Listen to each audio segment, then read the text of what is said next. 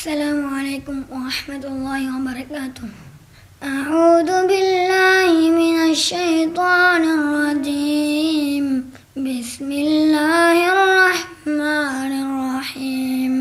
والشمس وضحاها والقمر إذا تلاها والنهار إذا جلاها والليل إذا يغشاها والسماء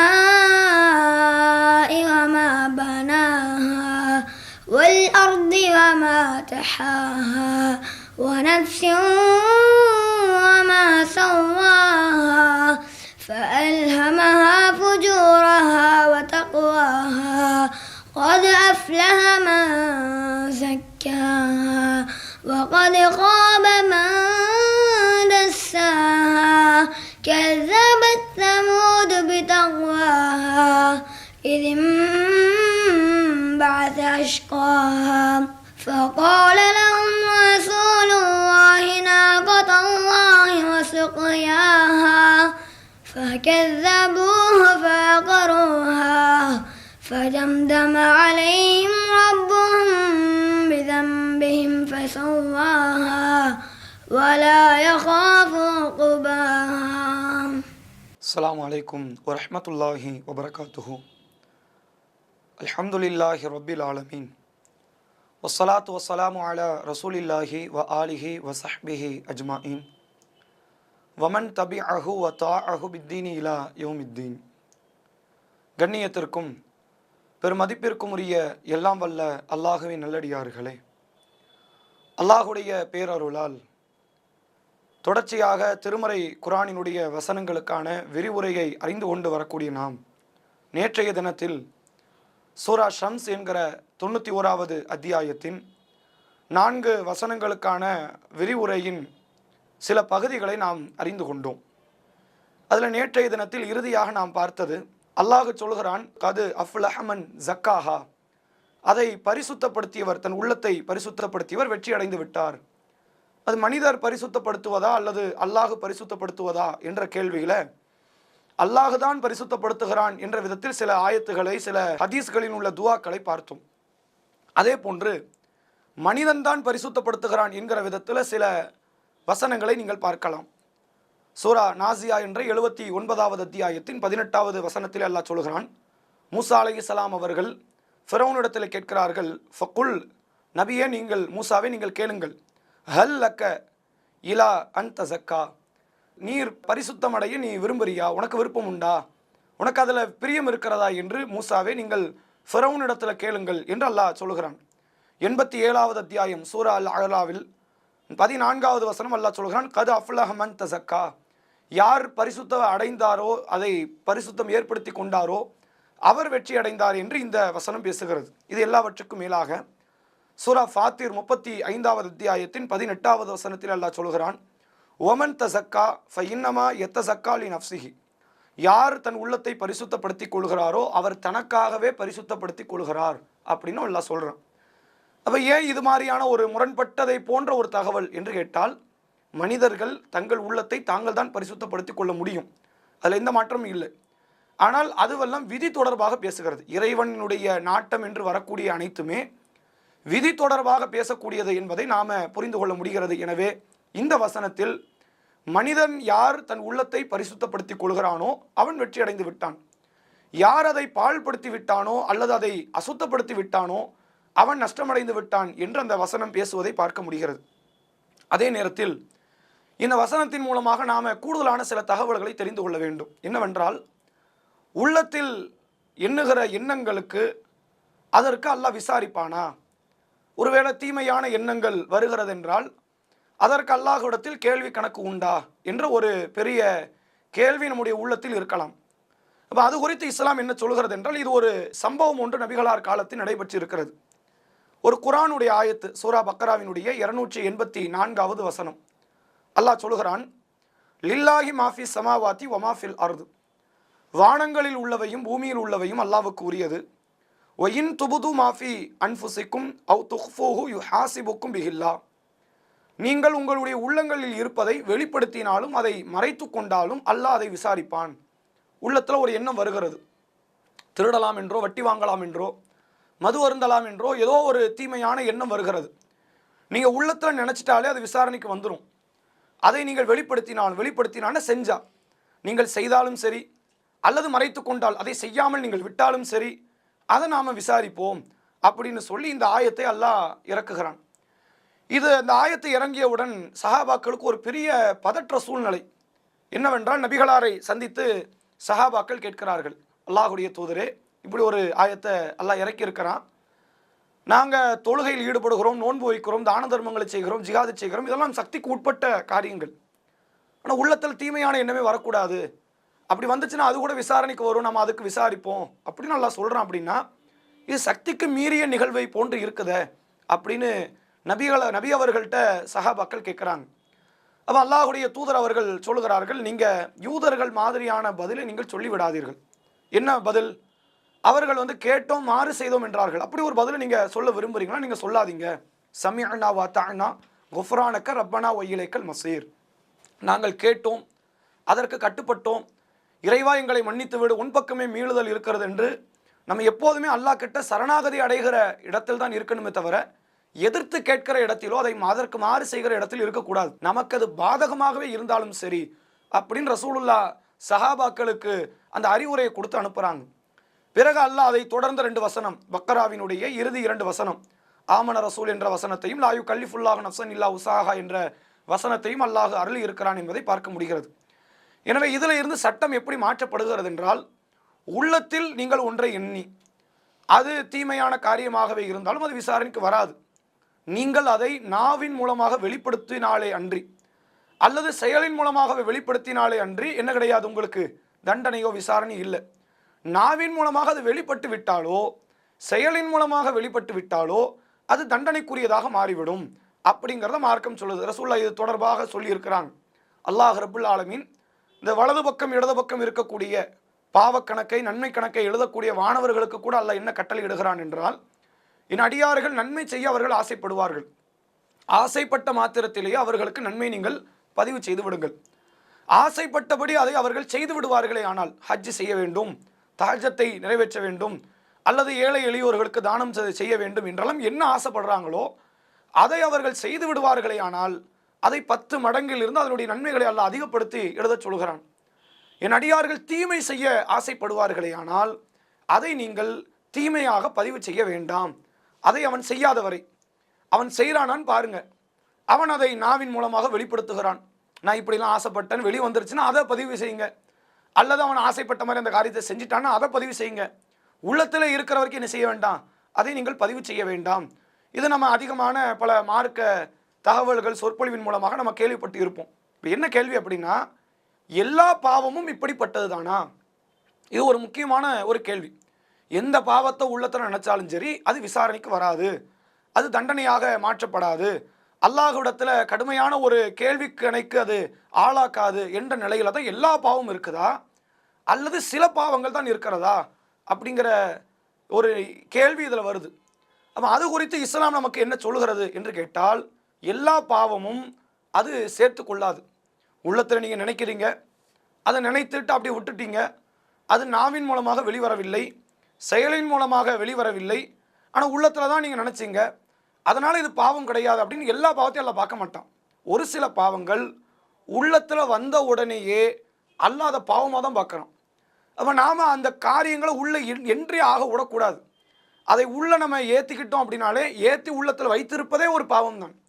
அப்படி என்ன காரியங்கள் இருக்கிறது அப்படின்னா, சில தீமைகளை நீங்கள் பாருங்கள், அது உள்ளத்திலே அது தீமையாக மாறும். அப்போ என்ன காரியம், இப்போ உள்ளத்தில் செயலன் எப்படி நம்ம பிரிக்கிறது அப்படின்னா, திருட வேண்டும் என்ற ஒரு எண்ணம் வருகிறது ஒருவருக்கு, அதனால் அந்த பொருள் களவாடப்பட்டுருமா? படாது. ஒருவர் வட்டி வாங்க வேண்டும் என்று எண்ணுகிறார், அதனால் ஒரு ஆளுக்கு அப்படி வட்டி கடன் கொடுத்த மாதிரி ஆகிடுமா? ஆகாது. எதுவெல்லாம் செயல் ரீதியான பாவங்களோ அதை செஞ்சாதான் குற்றம். மனசில் நினைக்கிறனால என்ன கிடையாது, அது குற்றம் ஆகாது. எதுவெல்லாம் சொல் வடிவத்திலான பாவங்களோ அதை சொன்னாதான் குற்றம். மனசில் நினைக்கிறது என்ன கிடையாது, அது பாவம் கிடையாது. ஒரு ஆளை போய் அடிக்கணும் அப்படிங்கிற மாதிரி மனசில் ஒருத்தர் எண்ணுகிறார், ஒரு ஆளோடு உறவை துண்டாட வேண்டும் என்று எண்ணுகிறார், அல்லது ஒரு பொருளை களவாட வேண்டும் என்று எண்ணுகிறார், மது அருந்த வேண்டும் என்று எண்ணுகிறார், அதெல்லாம் செயலில் வந்தால் தான் அது பாவம். மனசில் வந்ததுனால அது என்ன கிடையாது, அது பாவம் கிடையாது. ஆனால் நம்ம முன்னாடி சென்ற தினத்தில் நம்ம பார்த்தபோது கூட சில சிந்தனைகள் தான் எண்ணங்களாக மாறுகிறது. அந்த எண்ணங்கள் தான் ஒரு கால பொழுதுல செயலாக மாறி பழக்கங்களாக மாறி வாழ்க்கையாக மாறிவிடும் என்பதை நம்ம சொன்னோம். இது இன்றைக்கு அறிவியல் ரீதியாகவும் மனோதத்துவ ரீதியாகவும் எதை நீங்கள் மனசில் போட்டு அரைத்து கொண்டே இருக்கிறீங்களோ ஒரு காலத்தில் அதை நீங்கள் செஞ்சிருவீங்க. இப்போ தற்கொலைங்கிறது என்னன்னா, இயல்பாக மனிதர்கள் யாரும் செய்வதற்கு பொதுவாக அதில் ஒரு பயம் இருக்கும். எவ்வளோ பெரிய பிரச்சனை வந்தாலும் சரி தற்கொலை பண்ணி மௌத்தாகணுமா அப்படிங்கிறதுல ஒரு பயம் எல்லாருக்கும் இருக்கும். ஆனாலும் அதை மீறி பல உயிர்கள் தற்கொலை செய்கிறார்கள் என்றால் அது பல நாட்கள் உள்ளத்தில் அது பெரிய ஒரு தாக்கத்தை ஏற்படுத்தும். அந்த தற்கொலை செஞ்சால் என்ன ஆகும், அல்லது செய்வோம், உலகத்தில் உள்ள கஷ்டங்களை விட இந்த கஷ்டம் பரவாயில்ல போலையே, இறந்து போயிடலாம் போலையே அப்படின்ற அந்த எண்ணத்துக்கு பல நாள் அவர் வடிகால் அமைத்து அப்படியே கொண்டு வந்ததனுடைய காரணமாகத்தான் திடீர் ஒரு நாள் அவர் தற்கொலையில் ஈடுபடுகிறார். சில பேர் உடனடியாக அந்த மனமாற்றத்துக்கு வருகிறார்கள், தற்கொலை செய்கிறார்கள். ஒரு சில பேருக்கு மாத கணக்கில் வருடக்கணக்கில் அந்த எண்ணங்கள் உள்ளத்தில் இருக்கும். அப்போ அன்றைக்கு அவர் முளையில கிள்ளி எரிந்திருப்பாரே, ஆனால் இன்றைக்கு இந்த செயல் ஏற்பட்டு இருக்காது. எனவே பல எண்ணங்கள் பல சிந்தனைகள் அது நம்முடைய வாழ்க்கையை மாற்றிவிடும். அப்போ அதனால் எந்த ஒரு தீமையான எண்ணங்களுக்கு நம்ம வழிவகை செய்யக்கூடாது. என்றாலும் சில தீமையான எண்ணங்கள் அதை நீங்கள் பேசணும்னு அவசியம் கிடையாது, அதை நீங்கள் செயல்படுத்த வேண்டும் என்று அவசியம் கிடையாது. நீங்கள் மனசில் நினைக்கிறதே அது பாவமாக பார்க்கப்படும். அப்படி என்னென்ன தீமைகள்லாம் நம்ம புரிந்து கொள்ளலாம் அப்படின்னா, அதை இஸ்லாம் ஒரு தனி பட்டியலாகலாம் அமைக்கலை. நாம் அதை தெரிந்து கொள்ளலாம். இப்படியான இந்த தீமையெல்லாம் இந்த வகையில் சேரும் என்பதை புரிந்து கொள்ளலாம். அப்படி என்ன தீமை இருக்கிறது? முதலாவதாக நீங்கள் எடுத்துக்கொண்டால் இணை வைப்பே அந்த வகை தீமை தான். இணை வைப்பு என்பது ஒரு கற்சிலை ஏற்படுத்தி அதை கையெடுத்து கும்பிடுவதனாலேயோ அதனுடைய காலில் விழுவதனாலேயோ அதற்கு அறுத்து பலியிடுவதனாலேயோ மட்டும் அது இணை வைப்பு இல்லை. அல்லது இணை வைப்பு வாசகத்தை சொல்வதனால மட்டும் அது இணை வைப்பு இல்லை. இப்போ மௌலுதினுடைய வரிகளில் நீங்கள் பார்க்கலாம், அந்த கஃபாருல் ஹத்தாயா, நபியே நீங்கள் தான் எங்களுடைய பாவங்களை மன்னிக்க வேண்டும் என்று அந்த வார்த்தை இருக்குது. அந்த வார்த்தையை சொல்வதனால் நம்ம இணை வைப்பு என்று சொல்கிறோம். அப்போ இணை வைப்பு செயலில் மட்டும் வராது, வார்த்தையில் மட்டும் வராது, உள்ளத்திலும் வரும். ஒருத்தர் செயலால் வார்த்தைகளால் ஏகத்துவத்தை மொழிந்து கொண்டு செயல்பட்டு கொண்டு மனசில் இது மாதிரியான சந்தேகத்தில் அல்லாவை குறித்த ஈமானை குறித்த சந்தேகங்கள் உள்ளத்தில் அப்படி ஓடிக்கொண்டே இருக்கிறது. அதற்கு அவர் வடிகால் அமைத்து கொண்டே இருக்கிறார், யோசித்து கொண்டிருக்கிறார். அது குறித்த பல சிந்தனைகள் பிறல் ஏற்பட்டு அவருக்கு அது இணை வைப்பாகத்தான் அது பார்க்கப்படும். இது மாதிரியான சிந்தனைகள் வந்தால் இஸ்லாம் அதை தவிர்த்து கொள்ள சொல்கிறது. நபி அவர்கள் சொன்னார்கள், ஷைத்தான் உங்கள்கிட்ட வருவான், என்ன கேட்பான் அப்படின்னா, இதை படைச்சது யாருன்னு கேட்பான். நீங்கள் அல்லாம்பிங்க. அதை படைச்சது யாருன்னு கேட்பான், அல்லாம்பிங்க. வானத்தை படைத்தது மரத்தை படைத்தது அல்லாம்பிங்க. கடைசியில் உங்கள்கிட்ட அல்லாவை படைத்தது யாருன்னு கேட்பான். இப்படி ஒரு எண்ணம் வந்துச்சுன்னா உடனே ஷைத்தானிடத்தில் இருந்து அல்லாஹ்விடத்தில் நீங்கள் பாதுகாப்பை தேடி அதுலேருந்து விலகிருங்க. அந்த டாபிக்குள்ளே போகாதீங்க. நீங்கள் சிந்திக்க ஆரம்பிச்சிங்கன்னா அது உங்களை வழிகேட்டில் கொண்டு போய் விட்டுருந்தாங்க. அப்போ சிந்தனை என்ன செய்யும், வழிகேட்டில் தள்ளும் என்பதை இந்த செய்தியின் மூலமாக நம்மால் பார்க்க முடிகிறது. இப்போ இது மட்டும் தான் பாவமா அப்படின்னு கேட்டால் இன்னும் சில பாவங்கள் இருக்குது. இந்த பெருமை என்ற பாவம் ரசூலுல்லாஹ் அது உள்ளம் தொடர்பாகத்தான் சொல்கிறாங்க. நபி அவர்கள் சொன்னார்கள், லா யதுகுலுல் ஜன்னத்த மன் கான ஃபீ கல்பிஹி மிஸ்கால தர்ரத்து மின் கிபர். யாருடைய உள்ளத்தில் அணுவளவு பெருமை குடிகொண்டு விட்டதோ அவர் சொர்க்கம் நுழைய மாட்டார் அப்படின்னு ரசூலுல்லாஹ் சொல்கிறாங்க. அப்போ பெருமைங்கிறது ஒருத்தன் வாய் வார்த்தையால் தான் பெருமைப்படணும்னு இல்லை. நான் இப்படிப்பட்ட ஆள் தெரியுமா, எவ்வளோ பெரிய பணக்காரன், எவ்வளோ பெரிய படித்தவன் தெரியுமா, அழகானவன் தெரியுமான்னு சொல்லணும்னு அவசியம் இல்லை. செயலால் வெளிப்படுத்தணும்னு அவசியம் இல்லை. உள்ளத்தில் அந்த மமத எண்ணம் உள்ளே வந்து விட்டாலே அது குற்றம் தான். அப்போ இந்த சில பாவங்கள் பாருங்கள், இது வெளியே வரல, வாய் வார்த்தையாக வரல. வாய் வார்த்தையில் அவர் ரொம்ப பணிவுமிக்க வார்த்தைகளை சொல்கிறார். செயல் வடிவமாக வரல, செயல் வடிவத்தில் ரொம்ப பணிவுமிக்கவராக அவர் இருக்கிறார், பெருந்தன்மையாக நடக்கிறார், புகழை விரும்ப மாட்டுக்கிறார். ஆனால் உள்ளத்தில் அப்படி மண்டி கிடக்குது அது அந்த பெருமை உணர்வு என்றால் இது அல்லாஹ் குற்றமாகத்தான் பார்க்கிறான். அதே போன்று சந்தேகப்படுவது என்ற ஒரு பாவம் இருக்குது. இஸ்லாம் அதையும் எச்சரிக்கை செய்யுது, அதிகமாக சந்தேகப்படாதீங்க அப்படின்னு மார்க்கம் சொல்கிறது. சந்தேகம் உள்ளம் சார்ந்தது தானே, அது நீங்கள் செயலில் தான் வெளிப்படுத்தணும் அவசியம் இல்லை. ஒரு கூட வாழக்கூடிய வாழ்க்கை துணையாக இருக்கலாம், நண்பர்களாக இருக்கலாம், அவசியமற்ற காரணமே இல்லாத காரியத்தில் ஒருத்தர் சந்தேகப்படுவார், ஆனால் உள்ளத்தில் வருது. அப்போ இது கூட இஸ்லாம் அது பெரிய பொய், பாவமான காரியம் என்ற அளவிற்கு மார்க்கம் சொல்லுவதை பார்க்கலாம்.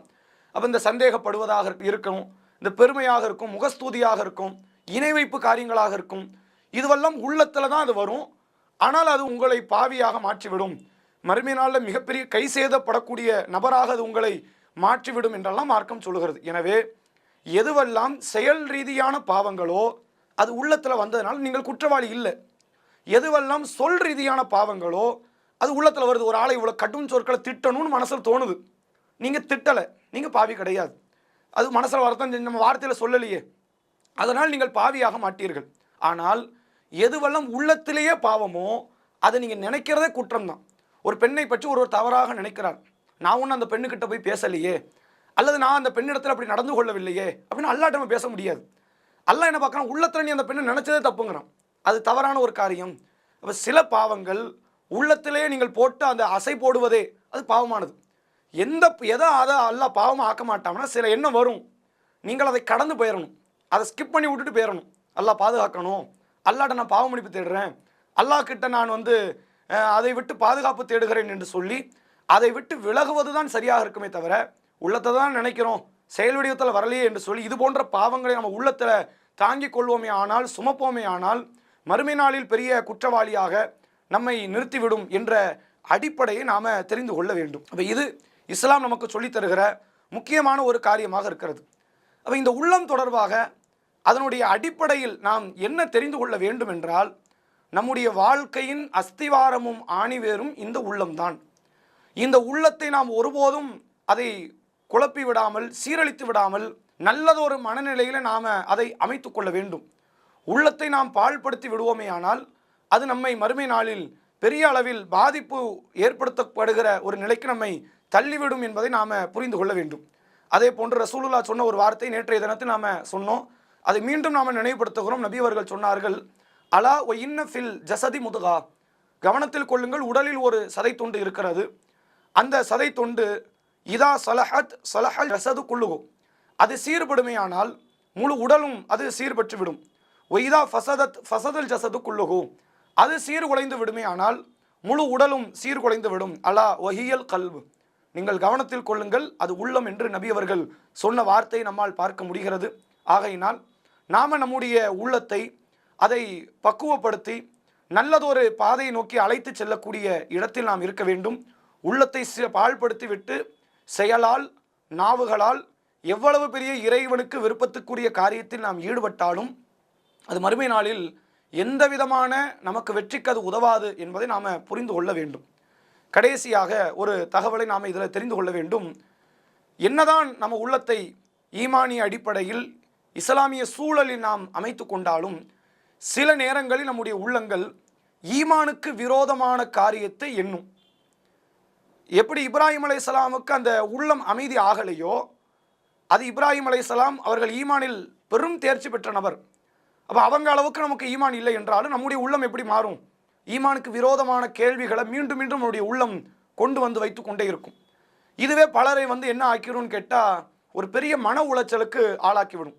நல்ல வழிபாடுகளில் ஈடுபட்டு கொண்டிருப்பார், திடீரென்று அவருடைய உள்ளத்தில் வர்ற ஒரு சந்தேகம், அல்லாஹ் உண்மைதானா, மறுமைங்கிறது உண்மைதானா, அல்லது நம்ம தேவையில்லாமல் பாடுபட்டு கொண்டிருக்கிறோமா அப்படின்னு ஒரு சிந்தனை. இந்த சிந்தனை வந்த உடனே பெரிய வர்த்தியை ஏற்பட்டுரும். அடுத்த ஃபர்லு தொழுகிறதுலே கேள்விக்குறியாயிரும். ஃபர்லே தொழணுமாங்கிற அளவிற்கு அவரை ஒரு பாதிப்பில் அது கொண்டு போய் சேர்த்துரும். இப்போ இது மாதிரியான சந்தேகம் ஏற்படும் போது இஸ்லாம் அவர்களை உத்வேகப்படுத்துகிற விதத்தில் ஒரு வார்த்தையை சொல்லி இருக்கிறது. சஹி முஸ்லிமில் நீங்கள் பார்க்கலாம். நபிகள் நாயகம் ஸல்லல்லாஹு அலைஹி வஸல்லம் அவர்கள் இது குறித்த ஒரு செய்தியை நமக்கு சொல்கிறார்கள். நபிகள் பெருமகனாட்ட ஒரு நபித்தோழர் கேட்குறாங்க, அல்லாஹ்வுடைய தூதரே, என்னுடைய உள்ளத்தில் சில சந்தேகங்கள் கேள்விகள் வருகிறது, ஆனால் அதை நான் வெளிப்படுத்துறதே பாவம் நினைக்கிறேன். என்னால் வெளிப்படுத்துவதற்கு கூட என்னுடைய மனசு அதற்கு இயலமாட்டுக்குதுங்கிறத அந்த நபித்தோழர் சொல்கிறார். அப்போ என்ன வந்திருக்கு? ரொம்ப பெரிய நம்ம யோசிக்க வேண்டியதெல்லாம் இல்லை. இறைவனை குறித்து, மறுமையை குறித்து காஃபியர்கள் கேட்ட கேள்வி நம்ம உள்ளத்தில் கேள்வியாக வருது. காஃபியர்கள் என்ன கேட்டாங்க? அல்லாஹ்னு ஒருத்தன் உண்டா அப்படின்னு கேட்டாங்க. ஒருவேளை நாங்கள் பாடுபட்டு அது கிடைக்காம போயிட்டுனா அப்படின்னு சந்தேகப்பட்டாங்க. எலும்புகள் ஆன பிறகு மீண்டும் உயிர் கொடுத்து எழுப்பப்படுவோமா அப்படின்னு கேட்டாங்க. அவன் பகிரங்கமாக கேட்டான். நமக்கு அது உள்ளத்தில் சில கேள்விகளாக உள்ள வருது. இன்றைக்கி வரும், நாளைக்கு போயிடும். ஆனால் இந்த கேள்வி அப்பப்போ ஏற்பட்டு கொண்டே இருக்கிறது. அது நம்மள பல மக்களுக்கு இந்த சந்தேகங்கள், இது மாதிரியான சிந்தனைகள் வரும். நம்ம இது குறித்து இஸ்லாம் என்ன சொல்லுகிறது? இப்படி வந்தாலே காஃபிர்னு அர்த்தமா? இறைவனை மறுத்து விட்டார், இஸ்லாத்தை விட்டு வெளியேறி விட்டார் என்று அர்த்தமா அப்படின்னு கேட்டால் அப்படிலாம் கிடையாது. இப்படி வந்தாதான் நம்ம சரியான பாதையை நோக்கி போய்கிட்டு இருக்கிறோன்னு அர்த்தம். இதே சிந்தனை யாருக்கு வராது? நயவஞ்சகனுக்கு வராது. நயவஞ்சகன் ஒருத்தன் நபிகளார் காலத்தில் வாழ்ந்து கொண்டிருந்தான். அவன் யார் அப்படின்னு கேட்டால் இஸ்லாத்தை ஏற்றதாக வெளிப்படையில் காட்டிக்கொள்வான், உள்ளத்தில் இஸ்லாம் இருக்காது. ஆனால் அவனுக்கு அந்த சந்தேகம் வரல பார்த்தீங்களா? ஏன்னா அவன் முழுக்க நம்பவே இல்லை. நம்புறவனுக்குள்ள சந்தேகம் வரணும். இப்போ நமக்கு சந்தேகம் வருதுன்னா நம்ம நம்புகிறோம், அதனால தான் நமக்கு சந்தேகம். இது போன்ற சில நேரங்களில் இந்த எண்ணங்கள் நம்முடைய உள்ளத்தில் வரும்.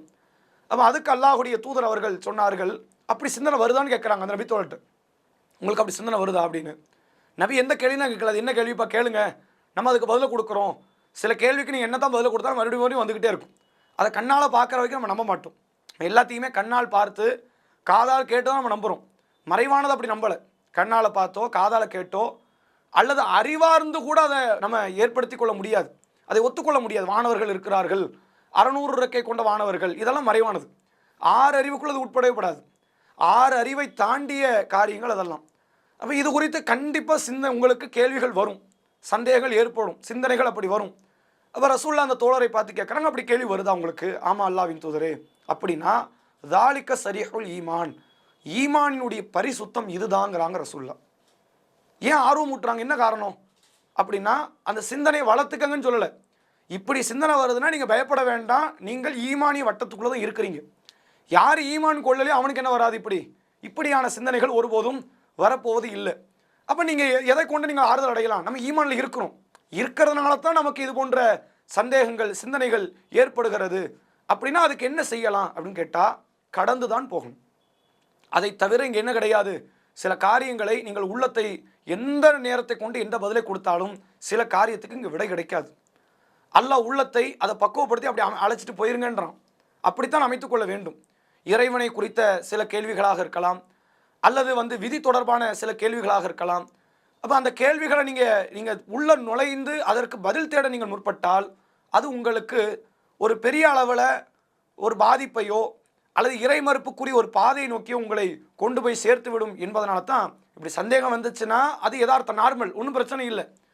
அப்போ இதை நீங்கள் கடந்து செல்லுங்கள் என்பதைத்தான் நபிகள் நாயகம் ஸல்லல்லாஹு அலைஹி வஸல்லம் அவர்கள் சொல்லுவதை பார்க்க முடிகிறது. எனவே இந்த உள்ளத்தை பரிசுத்தப்படுத்த வேண்டிய ஒரு பெரும் பொறுப்பும் மிகப்பெரிய ஒரு முக்கியத்துவம் நம்மிடத்தில் இருக்கிறது என்பதை உணர்ந்து உள்ளத்தை நாம் பலப்படுத்தி கொள்வோம், அதை சீராக அமைத்து கொள்வோம்.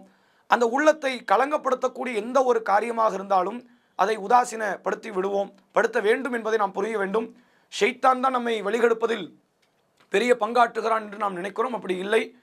ஷைத்தானை விட உள்ளம் நம்மை வழிகெடுப்பதில் அதுவும் ஒரு பெரிய பங்காற்றி கொண்டு இருக்கிறது. ஏன்னா அல்லாஹ் குர்ஆனில் சொல்லும் பொழுது ஷைத்தானுடைய சூழ்ச்சியை சொல்கிறான். இன்ன கைத ஷைத்தானிக்கான தஈஃபா, ஷைத்தானுடைய சூழ்ச்சி இருக்கிறதே அது பலகீனமான ஒன்று, அது ஒரு பலமானதெல்லாம் கிடையாது. ஏன் அது நமக்கு பலமாக தெரிகிறது என்றால், நம்முடைய உள்ளமும் அதற்கு அடிமைப்பட்டதாக ஷைத்தானுடைய பாதையை நோக்கி செல்வதனால் இது போன்ற சிந்தனைகள் வரும். எனவே அந்த தீமையான பாவத்துக்குரிய அது சிந்தனை செயல் வடிவத்தில் வந்தால் தானே பாவன்ற மாதிரி சிந்தனையாக இருந்தாலும் சரி, உள்ளத்தில் அறவே அதை உள்ளே ஏற்றிவிடக்கூடாது. நாம் அதை விட்டு விலகுகிற இடத்தில் இருக்க வேண்டும். அல்லாஹுடைய தூதர் அவர்கள் சொல்லுகிறார்கள், அதாவது நபி அவர்கள் நம்மை பார்த்து சொல்லும் பொழுது, யா அய்யுஹன்னாஸ், மக்களே, தூபு இலல்லா, அல்லாஹ் கிட்ட நீங்கள் தௌபா தேடுங்கள். ஃபஇன்னி அதூபு இலல்லாஹி ஃபில் யௌமி மியத்த மர்ரா, நான் ஒரு நாளைக்கு 100 முறை அல்லாஹ்விடத்தில் பாவ மன்னிப்பு தேடுகிறேன். ஏன், என்ன காரணம்? நபி அவர்களுக்கு பாவம் மன்னிக்கப்பட்டு இருக்கிறது. நபி அவர்கள் பாவம் செய்ய போகிறது கிடையாது. ஒரு பெரிய உத்தரவாதம் அல்லாஹ்வால் வழங்கப்பட்டு இருக்கிறது. ஆனால் நபி அவர்கள் சொல்கிறார்கள், சில நேரத்தில் உள்ளத்தில் என்ன வருது, இந்த திரை விழுகிறது. அப்படின்னா அந்த கவனச்சிதறல், இது மாதிரியான ஒரு காரியம். இது ஆரம்பத்தில் சின்னதாக ஆரம்பிக்கும், பிறகு பெரிய பெரிய ஒரு விளைவை பாதிப்பை அது ஏற்படுத்திவிடும் என்பதனால் நபி அவர்கள் பாவ மன்னிப்பை தேடினார்கள். எனவே நாம் அதிகம் பயப்பட வேண்டிய ஒரு காரியமே நம்முடைய உள்ளம் தொடர்பாகத்தான். அதை நாம் பக்குவப்படுத்தக்கூடிய இடத்தில் இருக்க வேண்டும். அல்லாஹ் சூரா நாஸ் என்கிற அத்தியாயத்தில் ஷைத்தானை குறித்து அல்லாஹ் எச்சரிக்கை செய்கிறான். எப்படி எச்சரிக்கை செய்கிறான் என்றால், நீங்கள் கொஞ்சம் ஆழமாக பாருங்கள். அதுக்கு முந்தைய அத்தியாயத்தில் சூரா ஃபலக்கில் அல்லாஹ் சொல்லும் பொழுது ஒரு மிக பிரம்மாண்டமான 4 பிரச்சனைகளை பற்றி அல்லாஹ் பேசுகிறான். ஆனால் ஒரு முறை நீங்கள் அல்லாஹ்வை அழைத்து குல் அஊது பி ரப்பில் ஃபலக், அதிகாலை பொழுதினுடைய இறைவன் மீது, இறைவனிடத்தில் நான் பாதுகாப்பு தேடுகிறேன் அப்படின்னு சொல்லி அடுத்தடுத்த ஒரு 4 விஷயத்தை நம்ம பாதுகாப்பு தேட சொல்கிறான் அல்லாஹ். ஆனால் அடுத்த அத்தியாயம் கொஞ்சம் வித்தியாசமாக அமைத்திருக்கிறான். குல் அஊது பி ரப்பின் நாஸ் மலிக்கின் நாஸ் இலாஹின் நாஸ், மனிதர்களுடைய இரட்சகன், மனிதர்களுடைய அரசன், மனிதர்களுடைய கடவுளாகிய அல்லாஹ் கிட்ட நான் பாதுகாப்பு தேடுகிறேன்.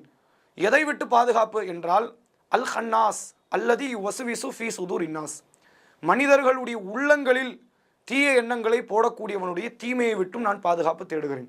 ஷைத்தான் ஆதிக்கம் செலுத்த அவன் துடிக்கிற இடமும் இந்த உள்ளமாகத்தான் இருக்கிறது. அல்லாஹ் இந்த உள்ளத்திற்கு நன்மையை தீமையை சொல்லி தந்திருக்கிறான். அந்த அடிப்படையில் நன்மையான காரியங்களை உள்ளம் எதை நமக்கு நன்மை என்ற அடிப்படையிலே சொல்லி தருகிறதோ குர்ஆன் ஹதீஸின் அடிப்படையிலே அதுபோன்ற காரியங்களை செய்யக்கூடிய இடத்தில் இருக்க வேண்டும்.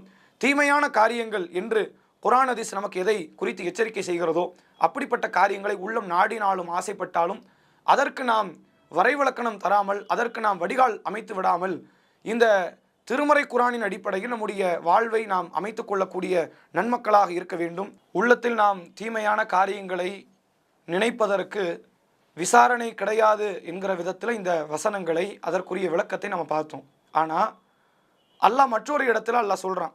சூரா இஸ்ரா என்ற 17வது அத்தியாயத்தின் 36வது வசனத்திலே அல்லாஹ் சொல்கிறான், வலா தக்ஃபுமா லைஸலக்க பிஹி இல்ம், உங்களுக்கு அறிவில்லாத விஷயத்தில் நீங்கள் என்ன செய்யாதீர்கள், அதில் நீங்கள் தலையிடாதீர்கள். இன்ன சம்அ வல் பஸர வல் ஃபுஆத குல்லுன், உங்களுடைய கண், உங்களுடைய செவி, உங்களுடைய உள்ளம், இவை அனைத்தும் உலாயிக்க காண அன்ஹு மஸ்ஊலா, இதுவெல்லாம் மறுமை நாளில் விசாரிக்கப்பட இருக்கிறது என்கிற விதத்தில் அல்லாஹ் திருமறையில் இந்த வசனத்தில் பேசுகிறான். அப்படி என்றால் ஒரு இடத்தில் அல்லாஹ் சொல்லும் பொழுது அது விசாரிக்கப்படாது என்கிற விதத்தில், சக்திக்கு மீறி சிரமம் இல்லை, உள்ளத்தில் நினைக்கிறது விசாரிக்கப்படாது என்று சொல்லும் பொழுது இங்கு அல்லாஹ் இப்படி பேசுகிறான் என்றால் ஒரு சில தீமையான காரியங்கள் இருக்கிறது. அந்த தீமையான காரியங்களை நாம் எண்ணும் பொழுது அது மறுமை நாளில் நமக்கு ஒரு பெரும் பாரதூரமான விளைவை, பாதிப்பை அது ஏற்படுத்திவிடும் என்பதைத்தான் நாம் பார்க்க முடிகிறது. நபிகள் நாயகம் ஸல்லல்லாஹு அலைஹி வஸல்லம் அவர்கள் சொன்ன ஒரு செய்தியை நீங்கள் பார்க்கலாம். முஸ்னத் அஹமது என்கிற ஹதீஸ் கிரந்தத்தின் 12575வது நபிமொழி. நபி அவர்கள் சொல்கிறார்கள், லா யஸ்தகீமு ஈமான் அபதின், ஒரு அடியானினுடைய ஈமான் அது முழுமையாகாது, ஹத்தா யஸ்தகீம கல்பஹு, அந்த மனிதனுடைய உள்ளம் சீராகாத வரை அவனுடைய ஈமான் சீராகாது. ஒலா யஸ்தகீமு கல்பஹு ஹத்தா யஸ்தகீம லிசானஹு, ஒரு அடியானினுடைய நாவு சீராகாத வரை அந்த அடியானினுடைய உள்ளம் சீராகாது என்று நபிகள் நாயகம் ஸல்லல்லாஹு அலைஹி வஸல்லம் அவர்கள் சொல்லியிருக்கிறார்கள். அப்போ ஈமானினுடைய சீரே எதில் இருக்கிறது என்றால் அதனுடைய அடிப்படையே, அஸ்திவாரமே அல்லாஹ் உள்ளத்தில் தான் அமைத்திருக்கிறான். எனவே இந்த உள்ளம் மறுமை நாளில் விசாரிக்கப்படும். எப்படி விசாரிக்கப்படும் என்றால், செயல் ரீதியான பாவங்களை குறித்தோ சொல் ரீதியான பாவங்களை குறித்தோ உள்ளங்களுக்கு கேள்விகள் இல்லை என்றாலும் உள்ள ரீதியாகவே சில பாவங்கள் இருக்கிறது. அந்த காரியங்களை நாம் எண்ணும் பொழுது அது மறுமை நாளில் அல்லாஹ் ரப்புல் ஆலமீன் விசாரணை நடத்தக்கூடியதாகத்தான் இருக்கும் என்பதை நமக்கு மார்க்கம் சொல்வதை பார்க்க முடிகிறது. கது அஃப்லஹ மன் ஜக்காஹா, யார் தன்னுடைய உள்ளத்தை பரிசுத்தப்படுத்தி கொள்கிறாரோ அவர் வெற்றி அடைந்து விட்டார். வகது ஹாப மன் தஸ்ஸாஹா, யார் தன்னுடைய உள்ளத்தை தீமையான காரியங்கள் ஈடுபடுத்தி மாசுபடுத்தி விடுகிறாரோ அவர் நஷ்டத்தை அடைந்தவர் என்று அல்லாஹ் உள்ளம் தொடர்பான வெற்றி தோல்வியை குறித்து இந்த வசனத்தில் பேசுவதை நாம் பார்க்கிறோம். ஆகையினால் நாம் கேட்டதின் அடிப்படையில் இந்த அல்லாஹுவின் அருள் நிறைந்த ரமலான் பொழுதுகளில் ஷைத்தானை இந்த மாதத்தை நாம் எப்படி விலங்கிடப்பட்டிருக்கிறது என்பதை நாம் நம்புகிறோமோ, தீமையான செயல்கள் இந்த மாதத்தில் ஷைத்தானால் ஏற்பட விடக்கூடாது என்பதில் நாம் உறுதியான நம்பிக்கையோடு இருக்கிறோமோ, அதுபோன்று உள்ளத்தினால் ஏற்படக்கூடிய தீமையான எண்ணங்களில் இருந்தும் நாம் முழுமையாக விடுபடக்கூடிய இடத்தில் இருக்க வேண்டும். நபிகள் நாயகம் ஸல்லல்லாஹு அலைஹி வஸல்லம் அவர்கள் சொன்ன அந்த வார்த்தை மீண்டும் நினைவுபடுத்துகிறேன். நபி அவர்கள் சொன்னார்கள், இதா ஜா ரமதான் ஃபுத்திஹத் அபுவாபுல் ஜன்னா, இந்த ரமலான் மாதம் வந்துவிட்டால் சொர்க்கத்தின் வாசல்கள் திறக்கப்படுகிறது. ஒ ஃபுத்திஹத் அபுவாபு சமா, வானத்தின் வாசல்கள் திறக்கப்படுகிறது. ஒ குல்லிகத் அபுவாபு நார், நரகத்தினுடைய வாசல்கள் மூடப்படுகிறது. ஒ சுல் சிலத்தி ஷயாத்தீன், ஷைத்தான்கள் விலங்கிடப்படுகிறார்கள் என்று நபி அவர்கள் சொன்னார்கள். ஆனால் இந்த மாத பொழுதில் விலங்கிடப்பட்ட ஷைத்தான்கள் இந்த மாத முடிவில் விடுவிக்கப்படுவார்கள். அவர்களால் அடுத்த கட்ட சோதனைகளை நாம் சந்திக்க இருக்கிறோம். ஆனால் நம்முடைய உள்ளத்திற்கு நாம் ஒரு வடிகாலை அமைத்துக் கொள்வோமே ஆனால், அதற்கான ஒரு கட்டுப்பாட்டை நாம் ஏற்படுத்தி கொள்வோமே ஆனால், நாம் மரணிக்கின்ற காலம் பொழுது வரை நம்முடைய உள்ளத்தை சீரான ஒரு முழுமையான சரியான பாதையை நோக்கி நாம் அழைத்து சென்றவர்களாக நாம் இருப்போம். ஆகையினால் அத்தகைய தௌஃபீக்கை நம் அனைவருக்கும் அல்லாஹ் தந்தருள் புரிய வேண்டும் என்கிற பிரார்த்தனையோடு என்னுடைய இந்த உரையை நிறைவு செய்கிறேன். வாஹிரு தஅவானா அல்ஹம்துலில்லாஹி ரப்பில் ஆலமீன். அஸ்ஸலாமு அலைக்கும் வரஹ்மத்துல்லாஹி வபரகாத்துஹு. அல்லாஹு அக்பர், அல்லாஹு அக்பர்.